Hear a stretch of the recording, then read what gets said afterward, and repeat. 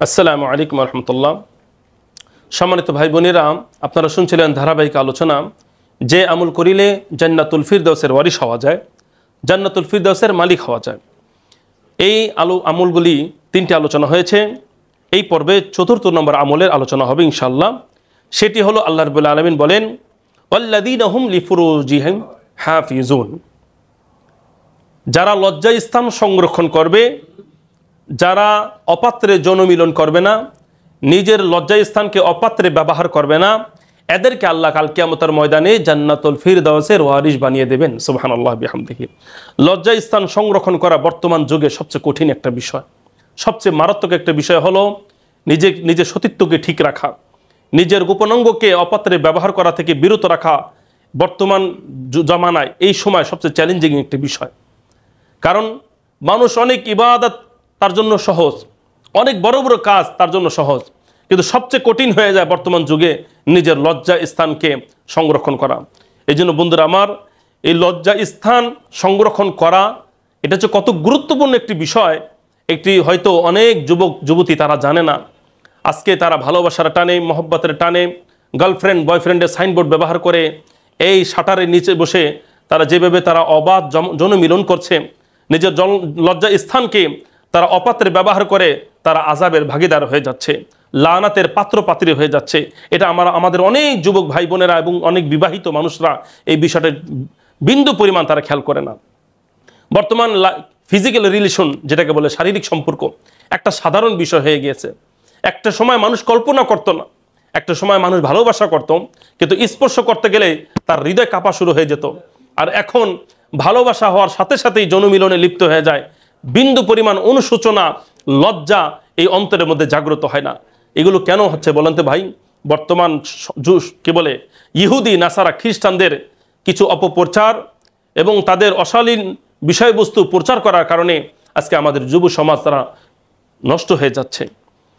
যুব সমাজ অবক্ষয় ভুগছে, কারণ তারা তাদের লজ্জা স্থান সংরক্ষণ করতে পারছে না। অনেক যুবক আছেন এমন যারা গ্যারান্টি দিয়ে বলতে পারবেন না যে আমি আমার লজ্জাস্থান এখন পর্যন্ত সংরক্ষণ করে রেখেছি, কারণ এটা সবচেয়ে বড় চ্যালেঞ্জিং বিষয়। বন্ধুরা আমার, নবীজি বলেছেন মাই ইয়াজমানলি, নবীজি বলেছেন যে ব্যক্তি আমার জন্য জামিন হবে, অর্থাৎ যে ব্যক্তি আমাকে দুটি বিষয়ে জামিনদার দেখাতে পারবে, বাইনা লাহিয়াইহি ওমা বাইনা রিজলাইহি, যে ব্যক্তি দুইটা বিষয়ের জামিন দিতে পারবে, নবীজি বলতেছেন আজমান লাহুল জান্নাহ, আমি তার জন্য জান্নাতের জামিন হতে পারবো। অর্থাৎ যে ব্যক্তি গ্যারান্টি দিতে পারবে দুইটা জিনিসের গ্যারান্টি, একটা হলো বাইনা লাহিয়াইহি, এই দুটি জবানের মাঝের যে জিহবা অর্থাৎ জবান হেফাজতের যে ব্যক্তি গ্যারান্টি দিতে পারবে, ও বাইনা রিজলাইহি, দুই রানের মাঝখানে অর্থাৎ লজ্জা স্থান সংরক্ষণের যে ব্যক্তি গ্যারান্টি দিতে পারবে, অর্থাৎ যে ব্যক্তি বলতে পারবে কাল কিয়ামতের ময়দানে ইয়া রাসূলুল্লাহ আমি সারা জীবন আমার জবানকে হেফাজত করেছি, আমার লজ্জা স্থানকে আমি অপাত্রে ব্যবহার করিনি, এই গ্যারান্টি যে দিতে পারবে, নবীজি বলছেন আমি কাল কিয়ামতের ময়দানে তার গ্যারান্টি দেব, তার মানে তার জন্য সুপারিশ করব, আর আমার সুপারিশ গ্রহণ করে তাকে জান্নাতে দেওয়া হবে। সুবহানাল্লাহ বিহামদিহি। বন্ধুরা আমার, লজ্জা স্থান সংরক্ষণ করার আরো কত ফজিলত। নবী বলেন কাল কিয়ামতের ময়দানে 7 শ্রেণীর মানুষ আরো ছেড়ে নিচে তারা ছায়া লাভ করবে। তার মধ্যে এক শ্রেণীর মানুষ হলো কারা?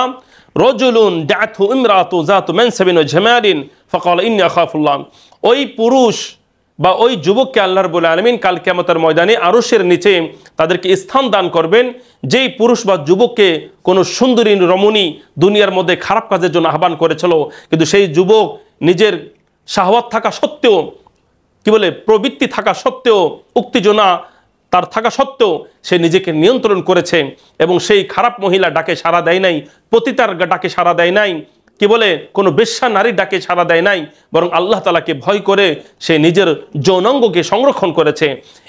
এই বিভাগ যে যুবক এইভাবে নিজের লজ্জাস্থানকে সংরক্ষণ করতে পারবে, আল্লাহ রাব্বুল আলামিন তাকে ডেকে ডেকে আল্লাহ রাব্বুল আলামিন তাদেরকে আরশের নিচে ছায়া দান করবেন। সুবহানাল্লাহ বিহামদিহি।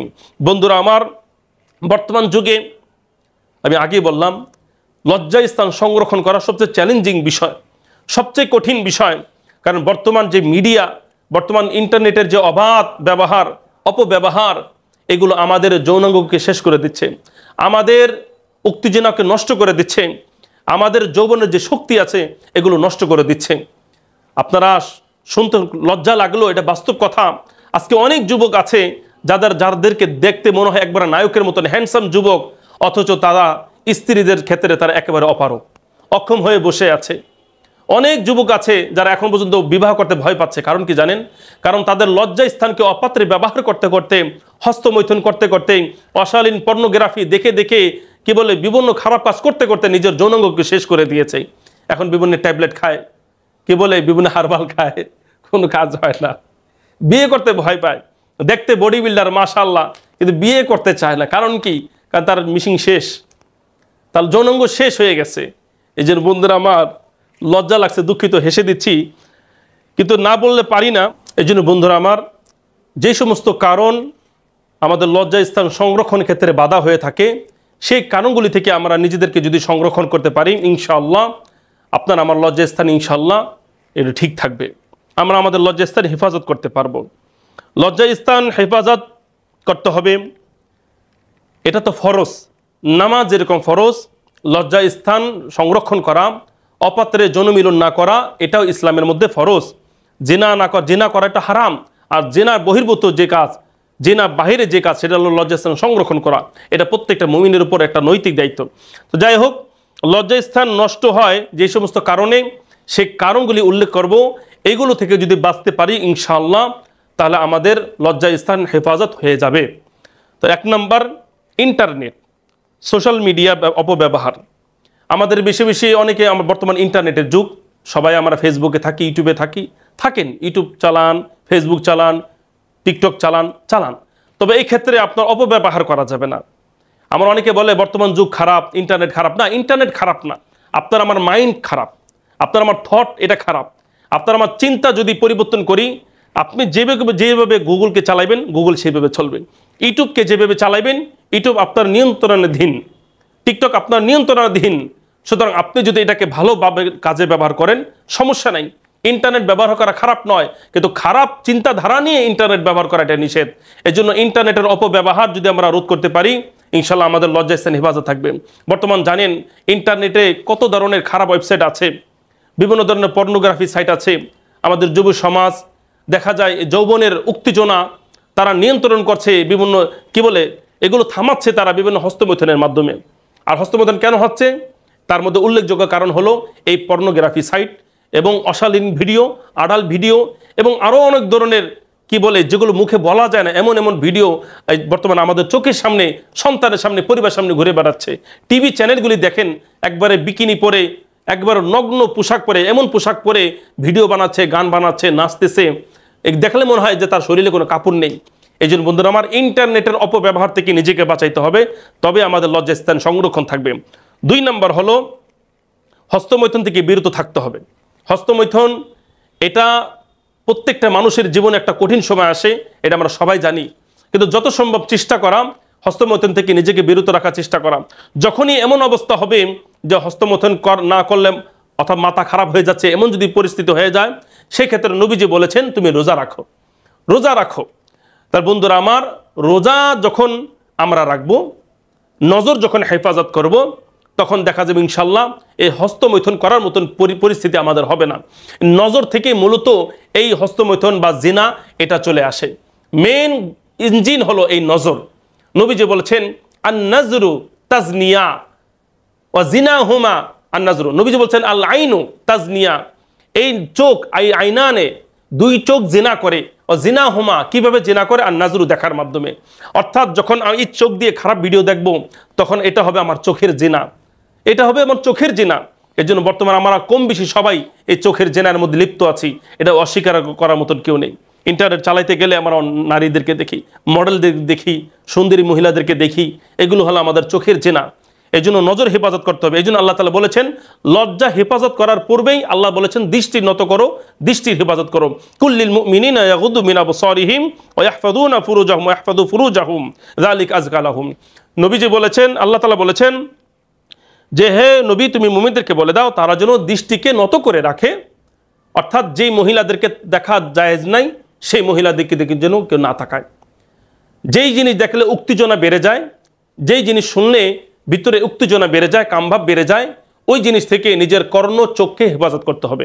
নবীজি বলেছেন, কত সুন্দর কথা, মান গদ্দা বাসারাহ আনিল মাহারিমি আও কারাল্লাহু ফি কলবি হালাওয়াতাল ঈমান, যে ব্যক্তি দৃষ্টিকে হারাম কাজ থেকে সংরক্ষণ করবে আল্লাহ ঈমানের মিষ্টতা তার অন্তরের মধ্যে দান করে দেবেন।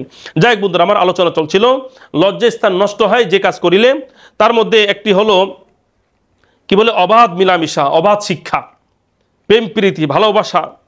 এরপর হলো মন্দ কল্পনা, অনেকে বসে বসে কি করে, কাম কাজ থাকে না, একা ঘরের মধ্যে থাকে, তখন চিন্তা করে, খারাপ কল্পনা করে। খারাপ কল্পনা করতে করতে এক পর্যায়ে তার ভিতরে উত্তেজনা সৃষ্টি হয়, সেখান থেকে মূলত জেনা অথবা হস্তমৈথুনের অবস্থা সৃষ্টি হয়। এরকমভাবে পারিবারিক ধর্মীয় শিক্ষা না থাকা, অনেক পরিবার আছে মা মেয়ে বোন এরকম পোশাক পরে যেগুলো ছেলেরা দেখে, ভাইরা দেখে, এক পর্যায়ে এগুলো কিন্তু খারাপ ভঙ্গিতে অন্তরের মধ্যে চলে আসে। এরকমভাবে একাকিত্ব বাসনা করা, নবীজি বলেছেন যে ব্যক্তি একাকী থাকে তার মধ্যেই খারাপ চিন্তা বেশি আসে। নবীজি বলেছেন ও আলাইকুম বিল জামা, তোমরা দলবদ্ধ হয়ে থাকো, কারণ একা অন্যায় করা সহজ, একসাথে থাকলে অন্যায় করাটা কঠিন হয়ে যায়। এই জন্য বন্ধুরা আমার, যে কথাগুলি বললাম এগুলো যদি আমরা লক্ষ্য রাখতে পারি ইনশাল্লাহ আমাদের লজ্জাস্থান সংরক্ষণ হবে।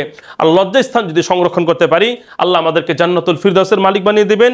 কাল কিয়ামতের ময়দানে কঠিনতম দিনে আল্লাহ আরশের নিচে ছায়া দান করবেন। ওমা তাওফিক ইল্লা বিল্লাহ।